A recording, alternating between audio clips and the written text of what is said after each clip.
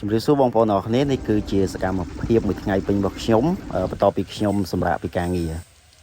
ដោយសារថ្ងៃនេះគឺជាថ្ងៃអាទិត្យអញ្ចឹងខ្ញុំក៏បានទៅខាងស្រុកកំណើតរបស់ខ្ញុំអញ្ចឹងស្រុកកំណើតខ្ញុំគឺនៅខាងស្អាងហើយយើងធ្វើដំណើរតាម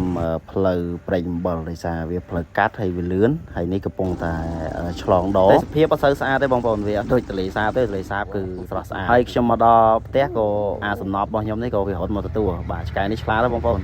ឃើញអញ្ចឹងឯងប៉ុន្តែអាយុរបស់វាហ្នឹងប្រហែលជា4-10ឆ្នាំហើយលេងជាមួយវាមួយផ្លែតខ្ញុំក៏មកមើលផ្ទះដែលកំពុងតែសាងសង់ឥឡូវយើង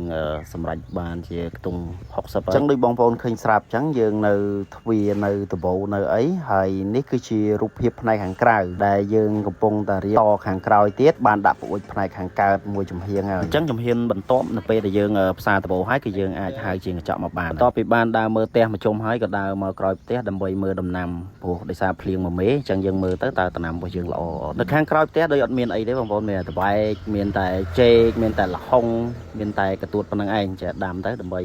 គ្រាន់តែទុកហូបអញ្ចឹងណាកទួតនេះគឺកទួតផ្អែមវាអត់ជូរទេបន្ទាប់ពីដើរមើលចកាខាងក្រោយផ្ទះហើយយើងក៏ចាប់ផ្ដើមមកធ្វើម្ហូបហើយថ្ងៃនេះមានអីទេដោយសារទៅផ្សារទៅឃើញកដុលរៀងល្អអញ្ចឹងក៏ទិញកដុល1គីឡូយកមកគ្រាន់ពងហូបជាមួយនឹងបាយហើយសូមអរគុណសម្រាប់បងប្អូនទាំងអស់គ្នាដែលបានចំណាយពេលទស្សនានៅក្នុងវីដេអូមួយនេះហើយកុំភ្លេចជួយ share និងចុច like ម្នាក់មួយផងសូមអរគុណ